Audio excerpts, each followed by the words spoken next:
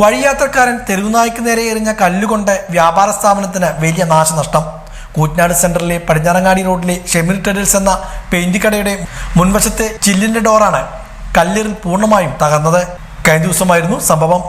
രാവിലെ കട തുറക്കാനായി ജീവനക്കാർ എത്തിയപ്പോഴാണ് ചില്ല് ഡോർ തകർന്നു കിടക്കുന്നത് കണ്ടത്. ആദ്യം കടയിൽ കള്ളൻ കയറിയതാണെന്ന നിഗമനത്തിലായിരുന്നു ഉടമസ്ഥരും ജീവനക്കാരും. എന്നാൽ തുടർന്ന് നടത്തിയ പരിശോധനയിലാണ് യഥാർത്ഥ വിവരങ്ങൾ പുറത്തു വന്നത്.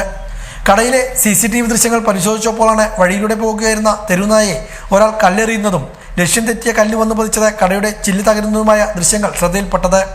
കല്ലെറിഞ്ഞ വ്യക്തിയെ ഇതുവരെ തിരിച്ചറിയാൻ കഴിഞ്ഞിട്ടില്ല. സംഭവത്തിൽ കൂടുതൽ അന്വേഷണം നടത്തിവരികയാണ്. മനസ്സിലുള്ളത് ഇനി മാറ്റിവെക്കേണ്ട MX വെഡിംഗ് സെന്റർ അവതരിപ്പിക്കുന്നു MX സൂപ്പർ സെയിൽ. നാളിതുവരെ ഞങ്ങളെ ചേർത്ത് നിർത്തിയതിന് പ്രിയ ഉപഭോക്താക്കൾക്കായി MX നൽകുന്നു എല്ലാ വസ്ത്രങ്ങൾക്കും ഫ്ലാറ്റ് 20% ഓഫ്.